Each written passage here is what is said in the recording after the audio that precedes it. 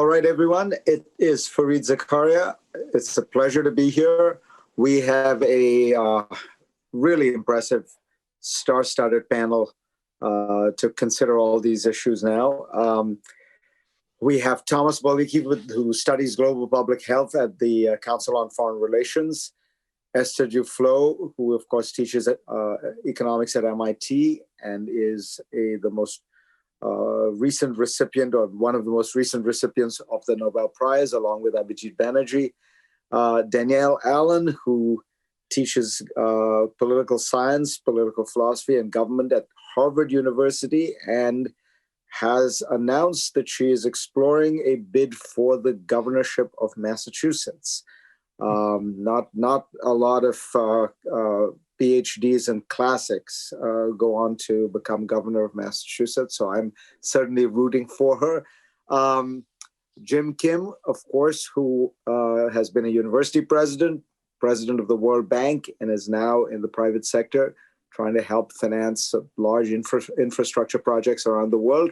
We also are going to have a very brief final set of comments from the Schmidt Futures investigators, Sheila Jasanoff and Wilmot James, because I want to hear what they have to say about all of this. So as you can tell, we have a huge amount of talent and not enough time. So I'm going to start things off right away by asking Tom Bollyky, if you have some opening comments. I think you have a couple of things you want to share with all of us.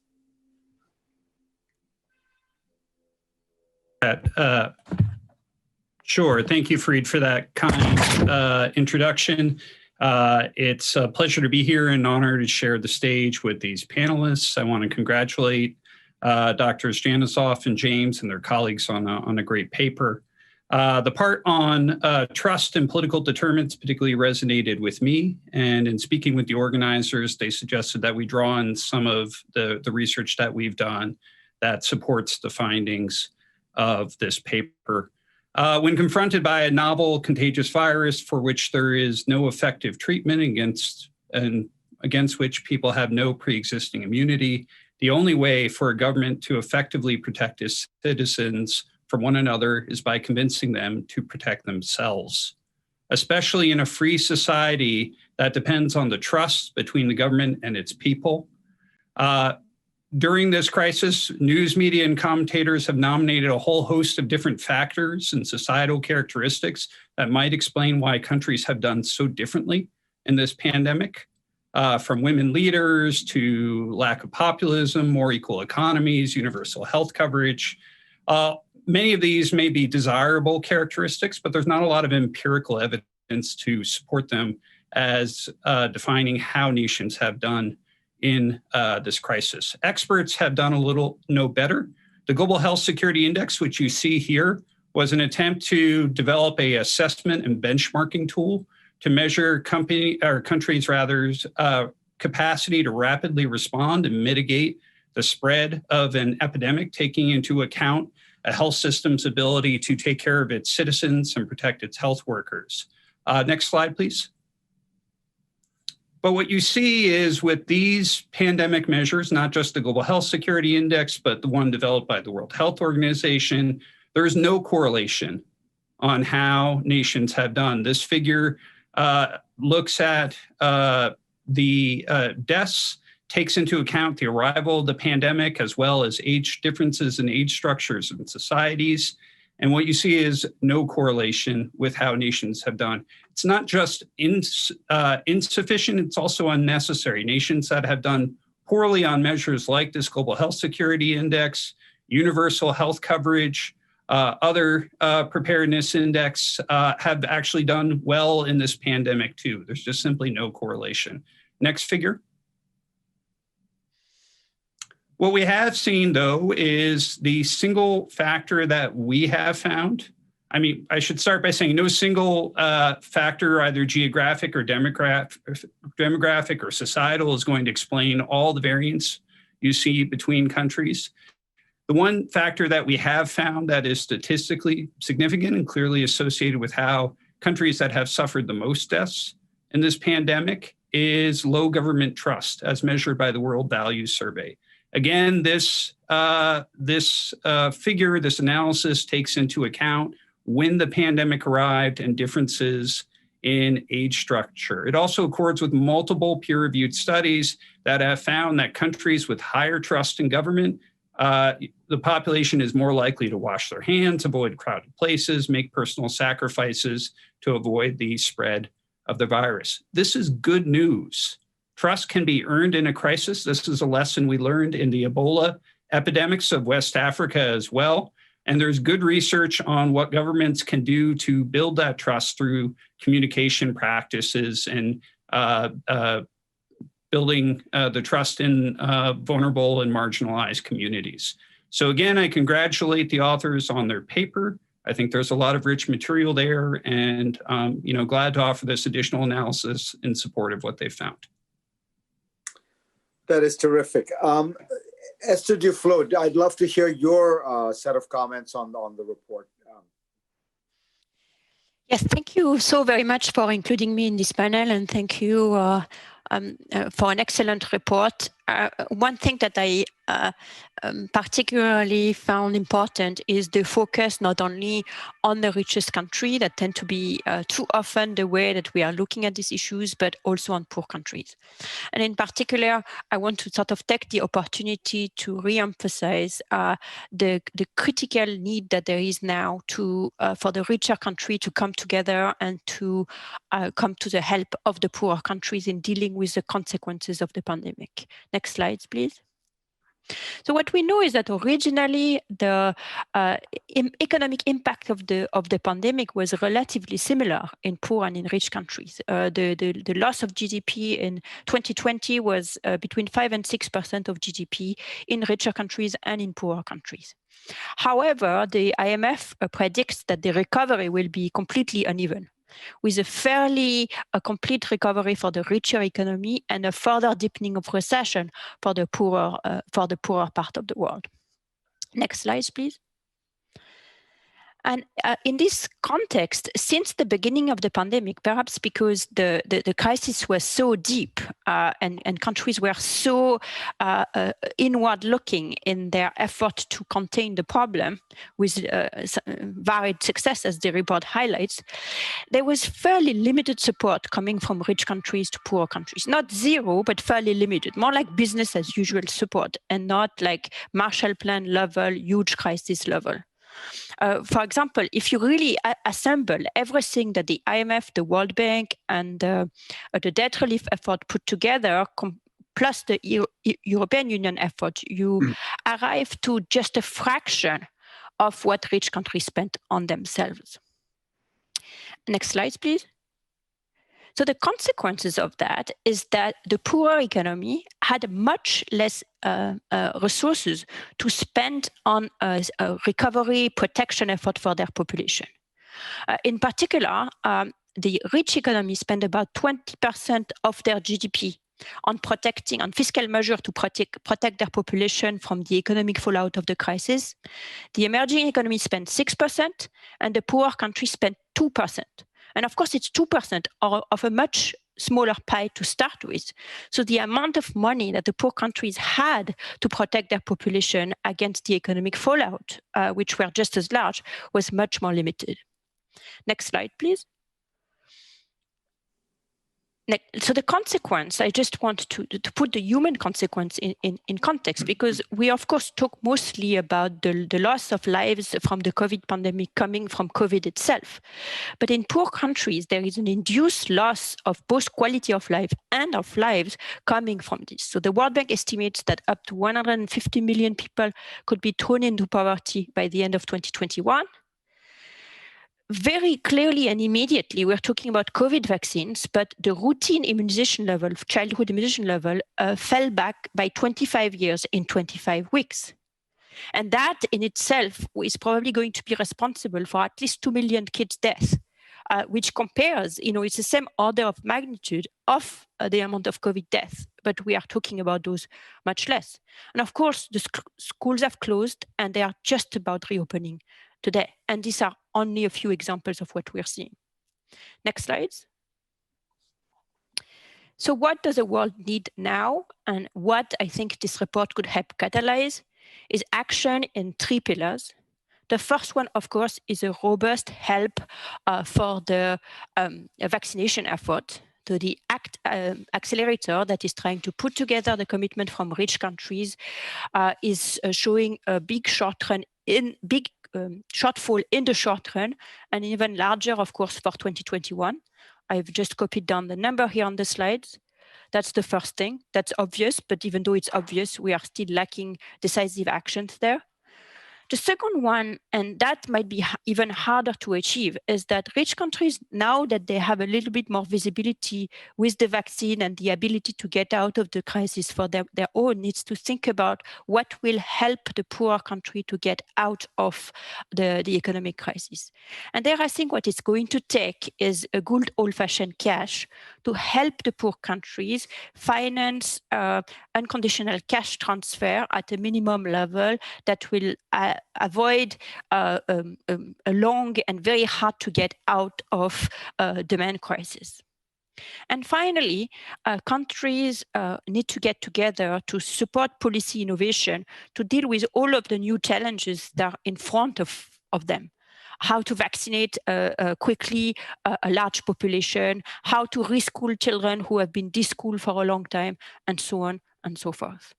Thank you very much for a great report, and I'm looking to using that as a springboard to try to do more in the near future.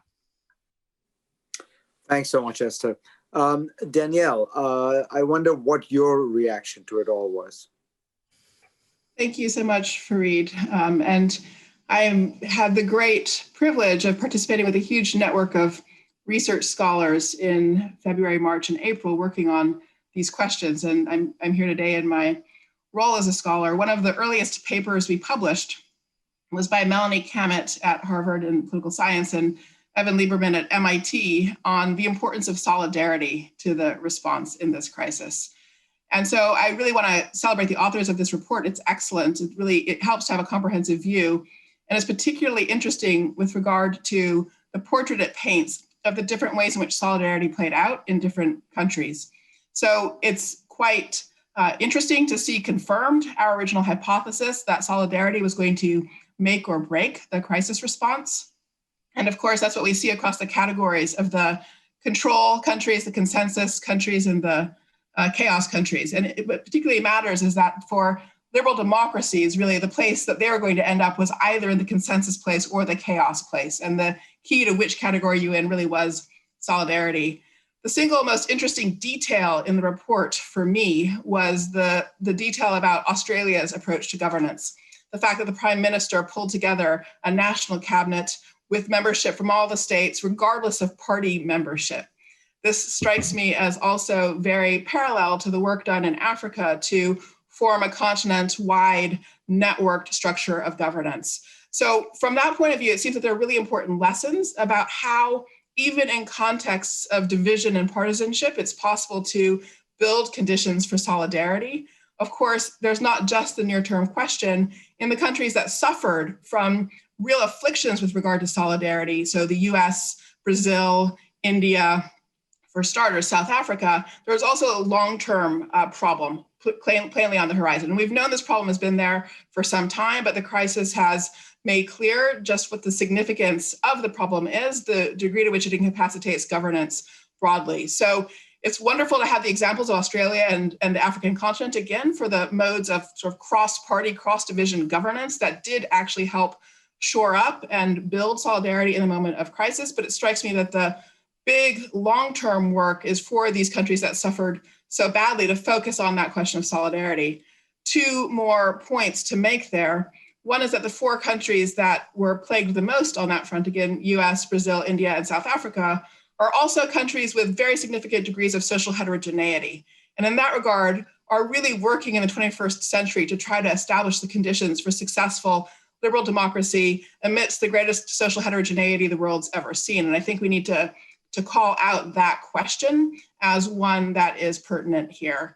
And then the second thing I would want to put on the table in this regard is to encourage more investigation of the relationship between epistemic authority and solidarity. So the report brings out the importance of those and the fact that there are indeed links between how well epistemic authority succeeds in solidarity. But I don't think we fully understand yet the distrust specifically of elites and specifically of expert elites. And I think we're also quite a long distance away from understanding how to reconnect elite expertise to broad social experiences in ways that are supportive of cohesion and solidarity. So for me, the report affirmed our original hypothesis about what was going to make the biggest difference, and really puts a bright light on important bodies of work that remain to be done. Fascinating. Jim, what is your reaction to this report? Well, Fareed, thank you very much. And let me make a couple of quick comments about the things that the previous speakers have said. First of all, Esther, I met Andrew Kang for the first time months ago. And I asked him, so where did you get the idea for a universal basic income in the United States? And he said, well, World Bank reports, of course. And I couldn't agree with you more that unconditional cash transfers are what's called for. And the data on that is extremely good. And it's not only does it lift people out of poverty, but it creates economic stimulus. And so I just was so glad to hear you say that. And I hope that the institutions that I knew so well, the World Bank, IMF, et cetera, will step up. And also on Danielle, the solidarity issue I think is really important, and it really links to the trust issue very closely. And so let me give you my experience. When I talked to Tony Fauci early on in the pandemic, and we were laughing at a time when it wasn't quite so serious, that this was the 5th pandemic epidemic that we'd worked on together. That tuberculosis, HIV, cholera, Ebola. When I was at the World Bank, the World Bank was very involved in the Ebola response, and now COVID. And it made me think about so many different issues. But this report is so important because of the multidisciplinary nature of it. I was originally trained as an infectious disease physician, but I'm also an anthropologist, and so I was really glad to see how the multiple disciplines really played into what came out in the report. And so let me address one of the fallacies and one of the hard truths based on the experience I've had over now 5 different pandemics. So the first is that the notion that the lack of trust in public health is due to scientific illiteracy. And the authors rightly point out that the public health people didn't necessarily agree. And it happened again this time. I mean, there were people early on in the pandemic who were saying literally that the only option may be herd immunity. I mean, that was coming out of some of the most elite institutions in the world. And there were others like myself who were saying, really? You think that's what we're going to do? And we are, my organization and one that I founded, Partners in Health, we argued for a much more grounded strategy where you had people going out and doing the contact tracing, making sure people got tested, making sure that people were supported as they did isolation and quarantine. And so there was actually an argument. But let me look at one aspect of the argument between public health people and within public health that I think has been consistent over all the pandemics I've worked on, and that's the question of ambition. How ambitious will the public health community be in trying to tackle a particular problem? And let me illustrate it with HIV. So it's really hard for people to understand, but the folks who know Africa will know this is true, that in the late 1990s, early 2000s, the absolute consensus in the public health community was that HIV treatment was impossible in Africa. It's not, you can't do it, it's too complicated, it's too expensive. And so for my life for about 5 years was trying to change that argument. And I know that Barbara Bush is an organizer, and I've always said this, the person who really turned the tide was President George W. Bush, who very, for most of us, surprisingly, committed to HIV treatment. But before that, that was in 2003. Before that, I had spent 3 years trying to convince the world that you cannot let 20 million people in Africa living with HIV die. If we do, we will always be remembered as the generation that allowed that to happen, because we thought we could do it. We had shown at Partners in Health that you can do it in places like Haiti, And this began to have an impact. And so we argued about ambition. 99.9% of the public health community said, no, it's not possible to treat HIV in Africa. And we said, no, we did it in Haiti, we can do it elsewhere.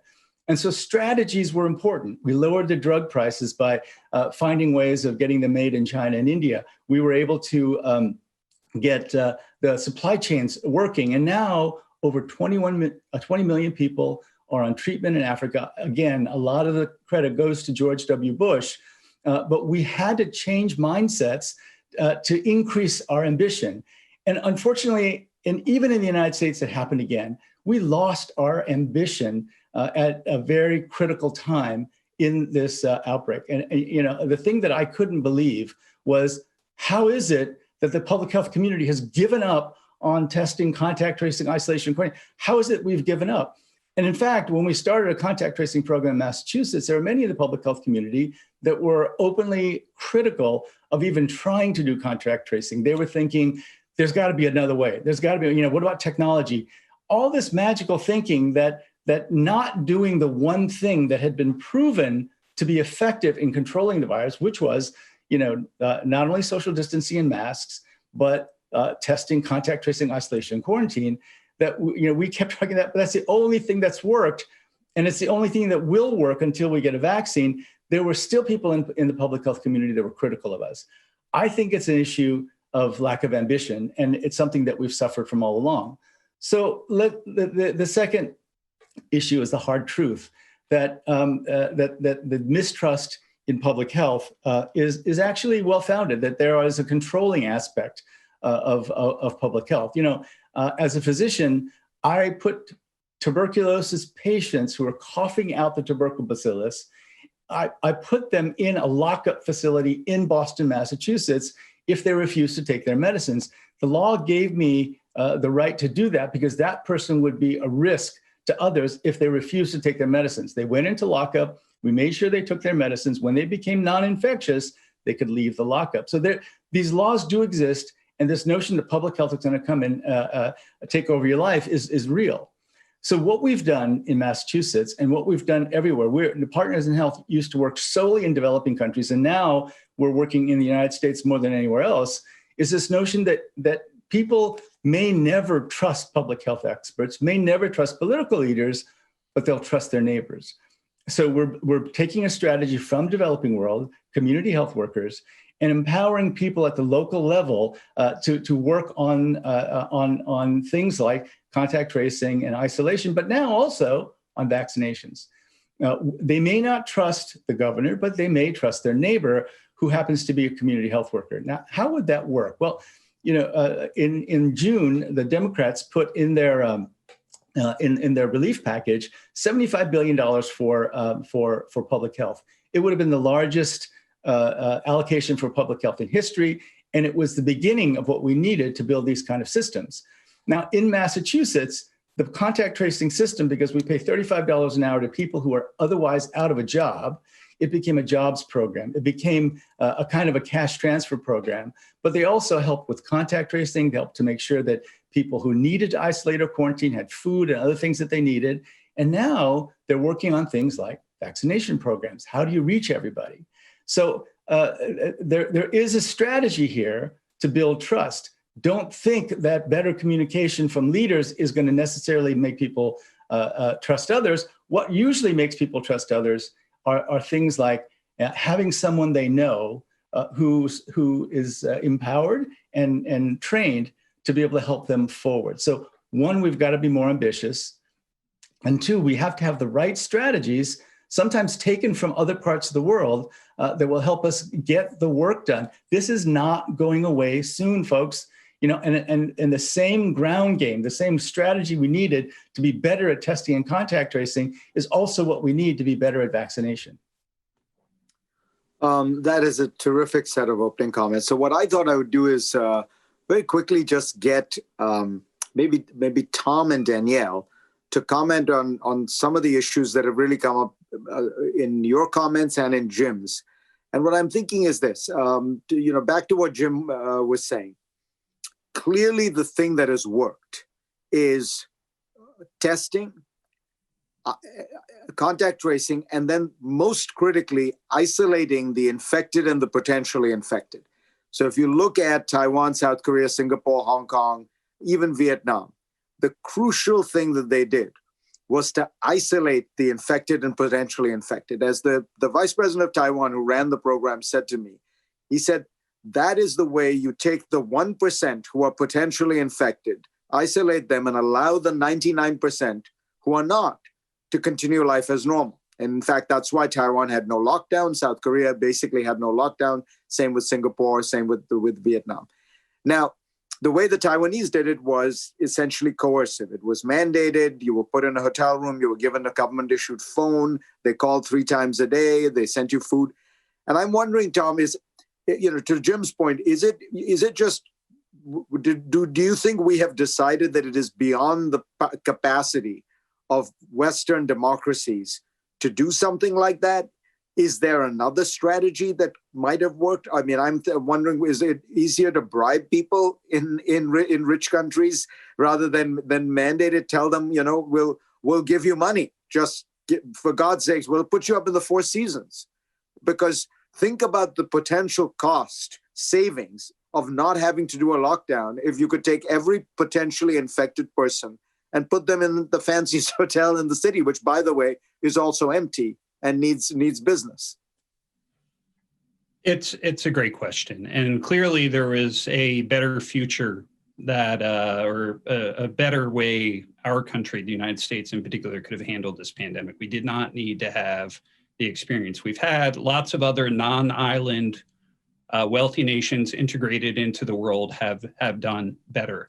Part of the way they've done better, of course, is by responding more aggressively and taking the virus seriously and implementing some of the policies that you described.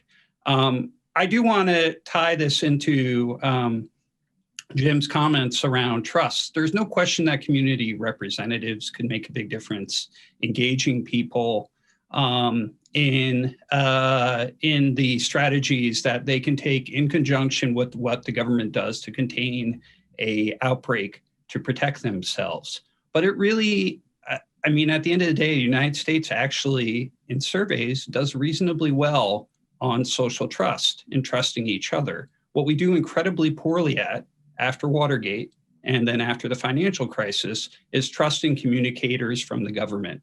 What we have learned from survey after survey in H1N1 and beforehand is that you need to put medical professionals, the CDC, in front of audiences to tell them what they can do. It has to be a holistic strategy that has the kinds of things you're talking about, but also gives clear messages to people of what they need to do and engages them, as Jim suggested, on a community level too. Danielle, what is your thought on this? Because, this is not the last pandemic we're going to have. We still have, frankly, it is still worth doing what I was describing for the next 3 months while everyone was waiting. But can we do something like that? What's the lesson learned for the next time? For sure. Well, the report has 3 categories: the control category, the consensus category, and the chaos category. My judgment would be that both control and consensus are, in effect, success cases, and only chaos is the failure case. I go through that because that is, I think, the answer to the question of what the right path for liberal democracies is. So I think the consensus path is a reasonable path. I don't think we need the control path to deliver. So both Australia and Germany are reasonable guides for how to proceed. So in that regard, I do think in the US, we really do have to face the question of partisanship. So what is it in the structure of COVID response going forward that can actually be about bringing together voices from different places to convey the same message? That obviously was not achieved for the entirety of the past year. Can President-elect Biden achieve that? I think it's a necessary thing for ongoing success in the coming 3 to 6 months in COVID response in this country. It's a big ask. It's breaking the laws of politics. I think those turn out to be harder to break in a sense than the laws of physics, you might say. But I think that is the thing to focus on. The other question I would ask, I would love to hear more from Esther and Jim on the economic piece. I was really struck in the report by the contrast between Germany, which focused on relationships, the relationship of the worker to the employer, the relationship to the job, as opposed to simply cash assistance, cash transfer, stimulus. And I thought that that was a really interesting point because, again, it's highlighting what policy looks like if you focus on relationships and the quality of relationships in a society. That seemed to me something that we ought to focus on and ask the sort of further question of what are the ways in which we can think about economic policy to build and support healthy, connected relationships throughout the society. Yeah, that is a great point to move into. And Esther, I wonder what your thought on Danielle's point is, and more generally, do you think, there's in a sense two categories, and we'll get to the second one, which is poorer countries. But the way rich countries handle this, there were a variety of responses. There was the basic cash transfer, the US. There was, as Danielle said, the German one, which supported the employer in order to support the employee and was able to very quickly maintain employment. Do you think there's one is better than the other? How to think about the trade-offs with these variety of approaches? Yeah, thank you. That's a great question. So the German approach was really the European Union approach. So most of the country in the European Union went that way. So the idea was to what was called basically subsidize furlough, so people could keep their jobs. And I do think it was a superior approach to the US approach, which was basically to let people go into unemployment and support them for a number of reasons. The first one is the relationship reason that Danielle mentioned. The second one is a question of dignity and stability in life, which is it's not only that you need money today, but you also need to know that there is a future in front of you and that you have a well-established place in society. And generally, our social protection systems are not very good at doing that. They are accumulating hoops that people have to jump through in order to get the benefits that they need. In the pandemic in Europe, there was a great success into keeping people not only afloat but also integrated in the social fabric, even though at this very moment they couldn't exercise their job. And I think that's a much better way to proceed, not to mention the fact that in the US, the generous unemployment assistance quickly lapsed, and that in the second relief package, it's not at all the same thing that was offered. It's one-time payment, which is not, first of all, it's not targeted, so it's not targeted to people who need it. And second of all, it's one time, as opposed to giving people some amount of visibility for the next few weeks. So I do think the European system was better. And not only that, but I also do think that it offers a template and some way of thinking about what solidarity can look like in the future post-pandemic, in what the French like to call the afterworld, which is also something that the US can also think about as an example, even if it's not the strategy that was followed there. Can I jump? Jim, let me ask you. Yeah, let me just ask you a question, and you can jump in on that as well, because but I want to get at the issue that Esther raised, which does strike me as so important, which is, this widening gap that is going to take place between the haves and the have-nots, not just within every country. Obviously, we're seeing that, but in the world. I in my book, one of the predictions I made very early on, which sadly I think has come very much true, which is you are going to see a massive divide between the countries that can easily print money, that can easily issue debt in their own currencies, and other countries that have to rely on external markets that have to, the debt is denominated in dollars. And the gap that Esther was describing and that the IMF now predicts is, staggering. If you end up with 150 million people moving back into poverty, that is essentially erasing 1/3 of the total gains of people moving out of poverty and achieving those millennial goals over the last 50 years. In 1 year, you will have reversed 33% of the gain that has been achieved in eradicating global poverty. And yet, I don't see a solution. I do not think you are going to see in the United States Congress or the European Union an appetite for, in addition to borrowing on a vast scale to support the domestic economy, borrowing on an even vaster scale to support poor countries around the world.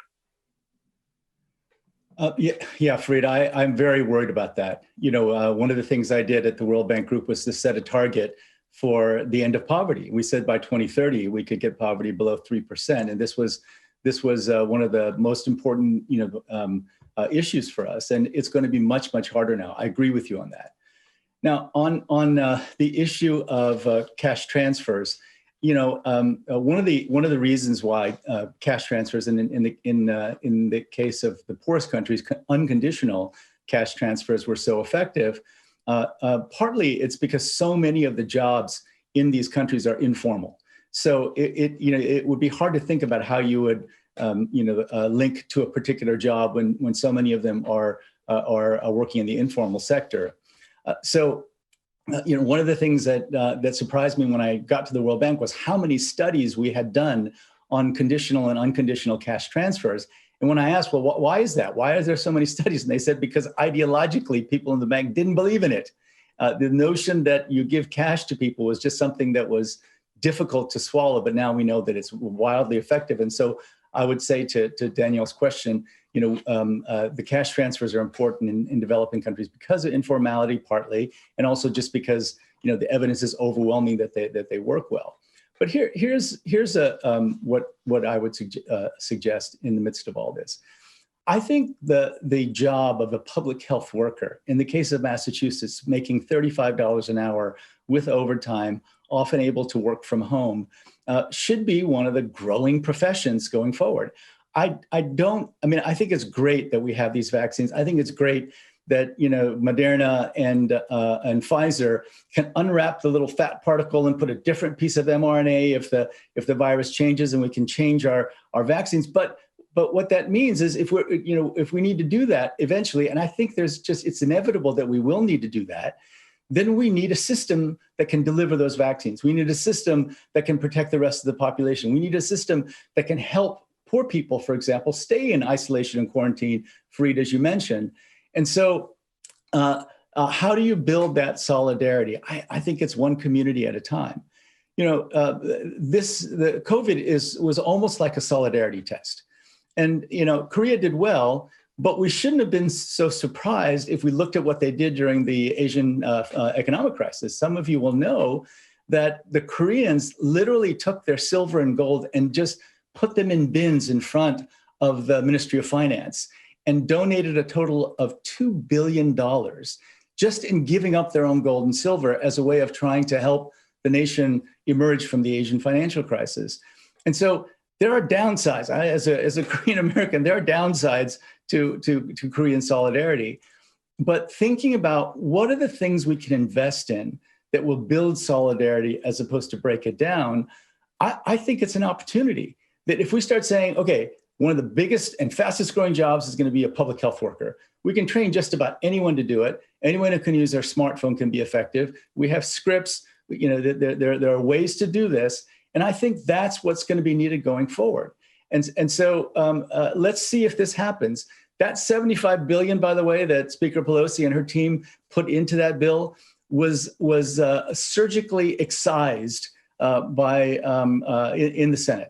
And so if we can get that back in, if we can make the kind of commitments that Esther was talking about, not only will we give cash transfers, but I think investments in health systems are what's going to be needed to tackle what will be an ongoing COVID crisis, I think, for years to come.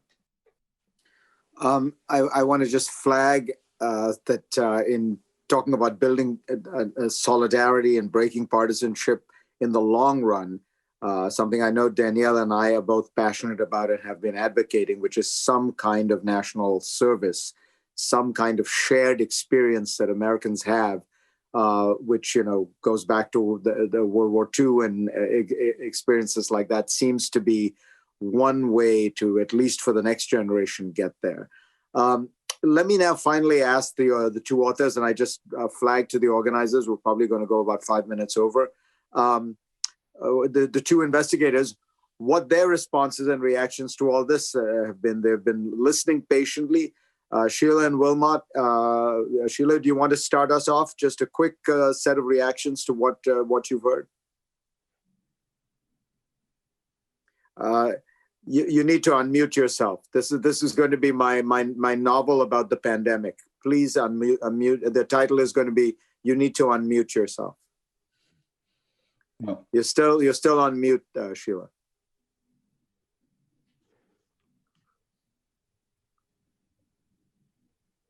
Maybe while we work that out, Wilmot, could you see if your mic is working? So thank you very much for all of those fabulous comments. I just want to end off with one comment that focuses on social trust. So it's of the greatest importance that we all leaders and societies recognize whom these people actually trust. In our examples in Africa, it was clear that most of the citizens did not trust their states. Not that it's not a legitimacy question, it's a question about in their experience with government health services, what kind of chemistry built up in terms of the relationship between citizens and the state. And most of the citizens don't actually trust the state to the extent that they should, ideally. And it was very clear that the people they trust were community health workers and nurses who were embedded in communities, who took care of people and have a history of interaction in a real human level. So that's not true for all societies, but for most societies, in fact, it's the frontline health care workers. In many parts of Africa, the Catholic Church played a very positive role with when it came to administering the Ebola vaccine. So just to say that we must recognize whom it is. We need to have the intelligence to know whom these people trust. The second trust-related issue I'd like to raise is the relationship of the police and the militaries within societies when you're dealing with lockdowns and national emergencies. And often the police and military, they just don't understand what their role is. So if it's a public health emergency caused accidentally or naturally, then clearly the health ministries are the front line and your back line would be the military. If it's a bioterror attack, it's the reverse. But understanding, for militaries to understand what their role is not clear at all. So they're all manner of transgression. So trust is an issue that needs to be taken care of very carefully. I just want to say, heading up towards the administration of vaccines and the delivery of vaccines, the trust in the vaccine is clearly the route to getting to herd immunity in an accelerated way. And we need to understand whom these people trust. There were a number of other issues raised, but those are my comments. Thanks, Wilmot. I think we're still having tech issues with Sheila. Am I correct in that? Can somebody, I'm just going to quickly look at the chat. Yes, we are still having some tech issues. And so I thought maybe we could, I'd go back to Danielle and ask you, you talked about what that Biden was confronting this problem as you described it. So I'm going to ask you now, if you were in a room with Joe Biden, what would you tell him to do? I think I would tell him to do the hardest thing and find some Republicans in the Senate and in the House who could join him in the COVID task force work and would be willing to come on board with a shared commitment to the approach to vaccination that they're taking, the smooth rollout, the investment in school reopening and the like. So I think it's the hardest thing that it could be at this point in American history, really. But I think it's a necessary thing for all the reasons that we've been talking about today. Yeah, I couldn't agree more. I feel as though, in fact, it would be important to, I don't know, see if you could get former Vice President Pence to be on that. You need, the people who are not going to take this vaccine are the people who are not going to trust even a regular moderate Republican. Mitt Romney is not going to convince them to take that vaccine. I don't know if we have Sheila. Sheila, do you have a few final thoughts? Otherwise, I don't want to keep everyone, and I know we're running late. So, Sheila, let's give this one more try and see if you can get your mic working.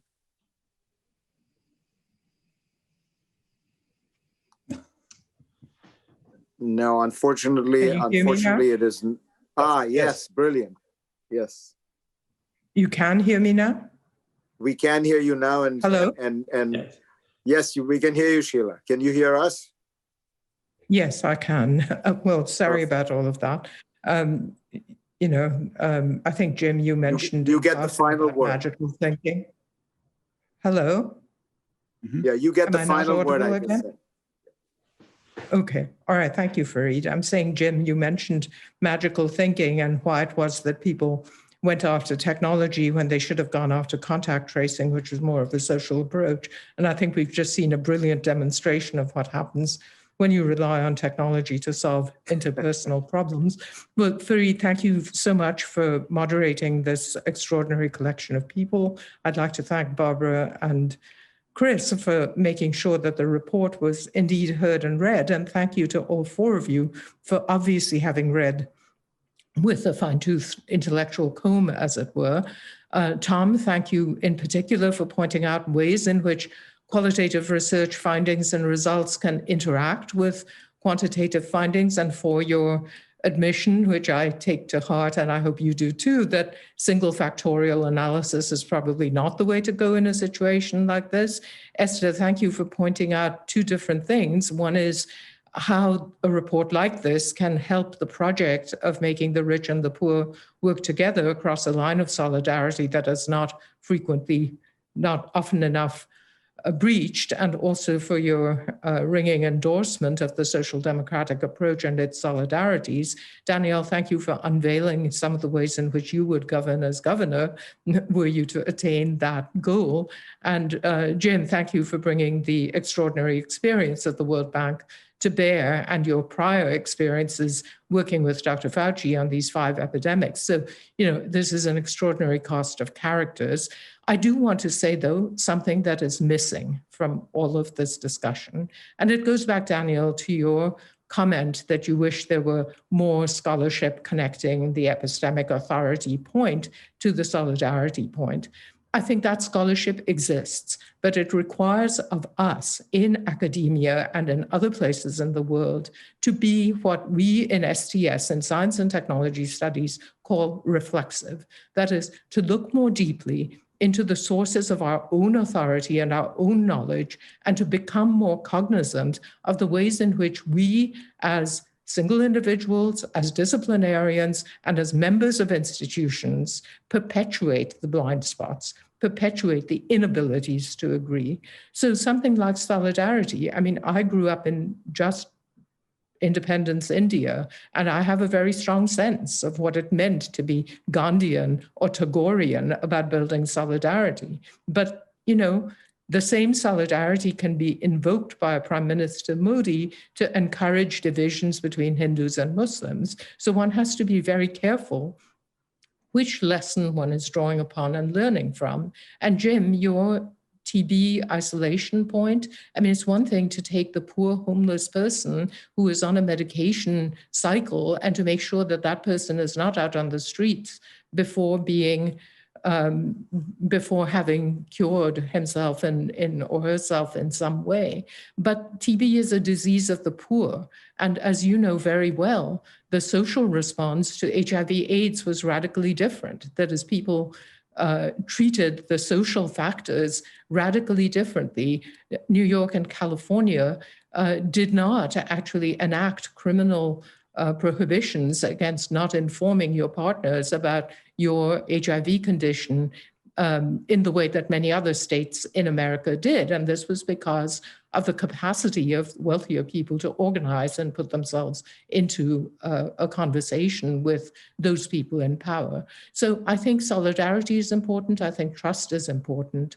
Above all, I think knowledge making is important. How we make knowledge, what are the deficiencies in our systems of knowledge production, and how we build elites across knowledge and politics. This is the field of study that I think we're all in one way or another. And I really welcome the individual and collective conversations that will surely follow from this extraordinary series of interventions that you all have made. Thank you very much.